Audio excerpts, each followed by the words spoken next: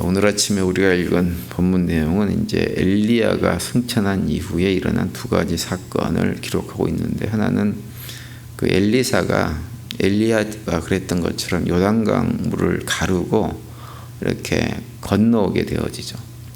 요단강을 건너오게 되어지는데, 그 반대편에 있던, 과거에는 이제 동료였던 다른 선지자들이 엘리야의 그 능력이 그 갑절이나 엘리사에게 내린 것을 확인하고 어떻게 하냐면 그 앞에 엎드려서 이렇게 권위를 인정하는 이런 일들을 이제 하는 것으로 오늘 본문에 나옵니다. 그리고 또 하나는 어떤 내용이냐면, 엘리사가 여리고에 머물고 있을 때 그 성의 물이 좋지 않은 것을 고쳐주는 내용이 오늘 본문에 이제 두 번째 내용으로 나오고 있죠.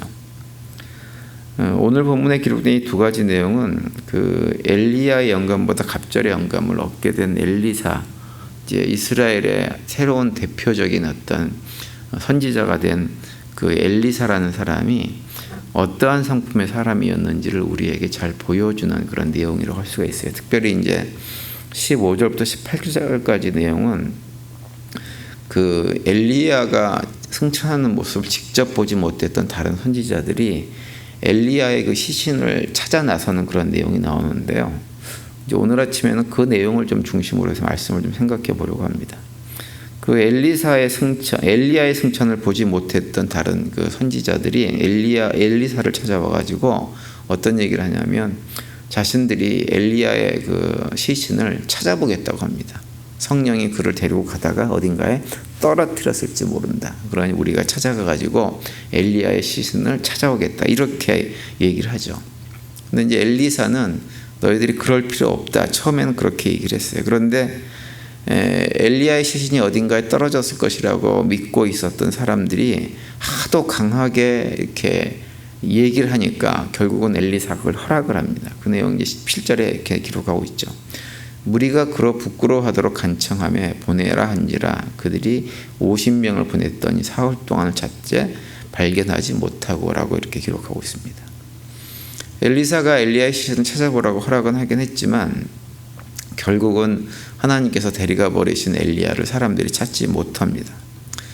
그런데 이제 우리가 여기서 주목해야 될 것은 뭐냐면, 그 엘리야의 시신을 찾아보겠다고 간청하는 사람들의 이 얘기를 듣고 엘리사가 그것을 허락했다고 하는 거예요. 우리가 여기 이 사실에 좀 주목을 해야 됩니다. 엘리사는 하나님께서 엘리야를 불가마에 태워가지고 데려가는 것을 직접 본 사람이에요. 그런데 사람들이 그런 엘리사에게 와가지고 엘리야의 시신을 찾겠다고 얘기를 하는데, 그 얘기를 그냥 하는 것이 아니라 간청했다고 얘기합니다. 간청했다고 하는 것은 어떤 의미냐면, 오늘날로 얘기하면 억지를 부렸다고 하는 거예요. 엘리사는 직접 봤어요. 목도를 했어요. 하나님께서 엘리야를 데려가는 것을 목도를 했어요. 그런데 그걸 보지 못한 사람들이 아니라고 얘기하는 거예요. 아닙니다. 분명히 어딘가에 떨어져 있을 거예요. 그런 주장을 하고 있는 거죠. 우리가 이제 예전에 많이 사용했던 표현 가운데 그런 말이 있죠. 서울 가본 사람보다 서울 가보지 못한 사람이 서울에 대해서 더 잘한다, 뭐 이런 말이 있어요. 옛날에 서울에 살 때는 또 남산타워 한 번도 못 올라가 본 사람이 남산타워 가본 사람보다 남산타워를 더 잘한다, 이렇게 얘기하기도 하죠. 근데 지금 그런 비슷한 상황이 엘리사에게 이렇게 펼쳐지고 있는 거예요. 자기는 직접 봤어요. 다 봐서 아무리 찾아본들 소용이 없다는 걸 뻔히 알고 있어요. 근데 그걸 직접 보지 못한 사람들이 아니라고, 시신이 분명히 어딘가 떨어졌을 거라고 주장을 하면서 그걸 꼭 찾아보겠다고 하는 거예요. 여러분, 우리가 신앙생활을 할 때든지 뭐 이렇게 사람과의 관계 속에서 엘리사와 같은 그런 경험을 만약에 하게 된다고 한다면 우리는 어떻게 반응하나요? 나는 사실을 정확하게 알고 있어요. 직접 체험까지 해봤어요. 그런데 정확한 사실을 알지도 못하고 경험도 없는 사람들이 자기 주장을 굽히지 않아요. 이렇게 해야 된다, 저렇게 해야 된다 하면서 계속 주장을 고집하면 어떻게 반응을 하십니까? 대부분의 경우는 뭘 제대로 알지도 못하면서 네가 뭘 안다고 그러냐면서 뚜껑이 열려가지고는 막 화내고 막 그러지 않나요? 우리 대부분 그럽니다. 그런데 제가 지난 주일날도 이제 설교하면서 말씀드렸지만, 영적으로 성숙한 사람은 그런 상황 속에서 억지를 부리는 그런 사람들하고 싸우지 않습니다. 잘못된 것을 주장하는 사람, 억지 주장을 한다고 해도 그 사람의 주장을 꺾어가지고 내가 사실을 제대로 알려서 반드시 내 앞에 무릎을 꿇리고 말겠다는 식의 생각을 하지를 않아요. 내가 옳다는 것을 끝까지 증명하려고 하지 않습니다. 오히려 억지를 부리는 상대방의 고집을 꺾지 않으면 그냥 그대로 하도록 놔두든지, 아니면 억지를 부리는 상대방을 보면서 내 속에 불이 나고 열이 화가 나고 막 이러면 오히려 내 속에 화가 나는 내 자신의 모습을 돌아보면서 내가 이러지 말아야지, 자신을 돌아보는 일을 합니다. 그것이 영적으로 성숙한 사람의 모습이에요. 근데 우리가 그렇게 하지를 못하고 억지 주장을 부리는 사람하고 논쟁하고 싸우면 결국은 어떤 결과가 주어지냐면 육적인 싸움만 하게 될 뿐이에요. 그러면 그런 사람과의 관계가 다 깨어지죠. 그리고 그런 일들이 반복되어지면 어떻게 되냐면 내 주변에 마음을 나누고 정을 나누고 대화를 나눌 사람들이 하나 둘씩 사라져 버립니다. 그러면 어떻게 되냐면 참으로 쓸쓸하고 외로운 삶으로 내 삶이 바뀌어버려요. 심지어는 누군가에 대한 원망, 분노 이런 것들이 내 마음속에 가득 차가지고는 내 마음이 지옥됩니다. 근데 오늘 본문에 보면 엘리사는 그렇게 하지를 않았어요. 심지어는 엘리사에게 와서 이렇게 간청하는 사람들이 어떤 사람들이냐면 조금 전까지 엘리사가 엘리야 영감의 갑절을 받았다고 하는 것을 알고서 그 앞에서 엎드려서 무릎을 꿇고 했던 사람들이 바로 그 사람들이에요. 그런 사람들이 조금 전까지도 나를 막 존경한다는 반응을 보였던 사람들이 자신들의 주장이 옳다고 주장하고 굽히지 않고 시신을 찾아보겠다고 계속 억지 주장을 하고 있는데, 이것은 어떤 모습이냐면 한마디로 엘리사의 권위를 인정하지 않겠다고 하는 것과 똑같은 태도를 취하고 있는 거예요. 그런데 엘리사는 그 사람들과 이렇게 그 사람들의 태도를 보면서 기분 나빠한다든가 어떤 논쟁을 하려고 하지 않습니다. 그래? 그러면 그렇게 해보세요 라고 허락을 해버려요. 그리고 억지 주장을 했던 사람들이 직접 해보고 나서 결론을 갖다가 우리가 틀렸구나, 우리가 잘못 알았구나, 하나님께서 엘리야를 데리고 가셨구나 라고 하는 것을 확인할 때까지 기다려줍니다. 그러고 나서 이제 돌아오니까 엘리사가 한마디 얘기합니다. 봐라, 내가 얘기하지 않았느냐 라고 하면서 조용하게 상황이 끝나게 되어집니다. 이 장면에서 우리가 엘리사의 성품을 잘 알 수 있는 대목이에요. 엘리사는 자기가 옳아도 자기가 옳다고 주장하거나 자기를 인정해주지 않는 상대방에 대해서 기분 나빠하려고 하면서 싸우지 않았던 사람이에요. 오히려 상대방의 뜻을 상대방이 잘 모르니까, 연약하니까, 부족하니까 억지 주장을 하는 것을 보면서 그냥 들어줘요. 들어주고 직접 해봐라 그러면 라고 양보합니다. 그런 경험들을 통해 가지고 잘 모르는 사람들이 자신들의 잘못을 깨달아 알 수 있도록 만들어주는 거예요. 그 내용을 오늘 본문에서 확인할 수가 있는 거죠. 예전에 제가 주일 설교 때 온유함이라고 하는 것에 대해서 말씀을 드린 적이 있죠. 성경에서 말하는 온유함이라고 하는 것은 그냥 착해서 상대방이 하자는 대로 다 따라하는 것이 온유함이 아니라고 했어요. 온유함은 뭐냐면 나에게 힘이 있어요. 나에게 정당함이 있어요. 나에게 지식과 경험이 있어요. 내가 가진 힘이 있단 말이에요. 그런데 그것을 나를 위해서 사용하지 않는 것이 무엇이냐? 성경에서 말하는 온유함이에요. 특별히 나보다 능력이 없고 지식이 없고 경험이 없고 힘이 없는 약한 존재들에게 그 힘을 내가 사용하거나 과시하지 않는 것이 무엇이냐 하면 온유함이에요. 그런데 그런 온유함의 극치를 보여주신 분이 누구냐? 바로 우리 예수님이세요.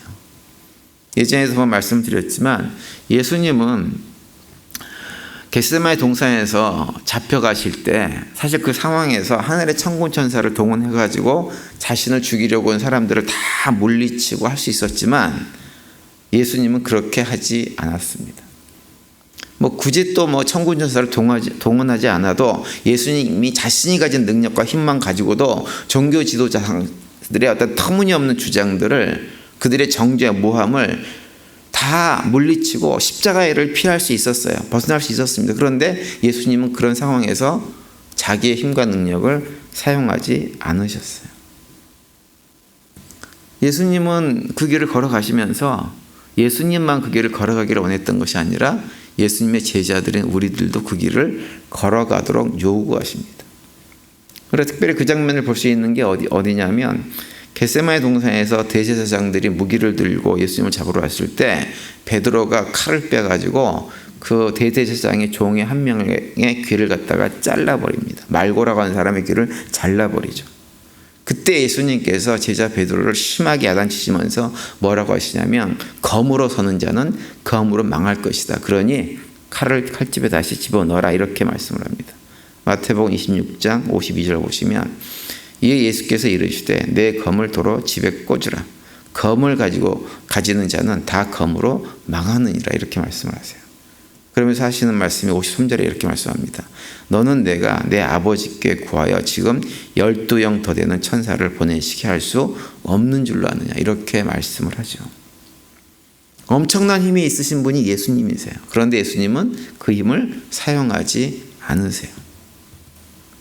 그런데 예수님께서 이렇게 자기의 힘을 사용하지 않는 이유는 예수님께서 단순하게 인자하신 분이기 때문만은 아니에요. 예수님께 인자하시기 때문에 이렇게도 하지만 더 중요한 이유가 있습니다. 54절 마태복음 26장 54절에 보시면 이렇게 말씀합니다.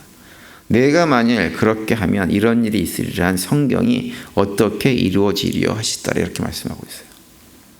여기 성경이 어떻게 이루어지겠느냐라고 하는 말씀의 의미는 뭐냐면 하나님께서 계획하신 그 일이 하나님의 뜻이 어떻게 이루어지겠느냐라고 말씀하고 있는 거예요.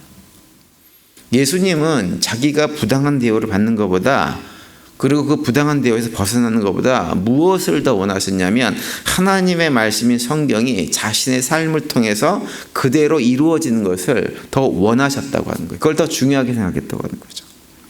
그래서 그것이 이루어질 수만 있다고 한다면 자기가 당하는 부당함, 억울함, 십자가의 고통과 죽음 같은 이런 것들은 얼마든지 참고 견딜 수 있다라고 말씀을 하고 있는 거예요.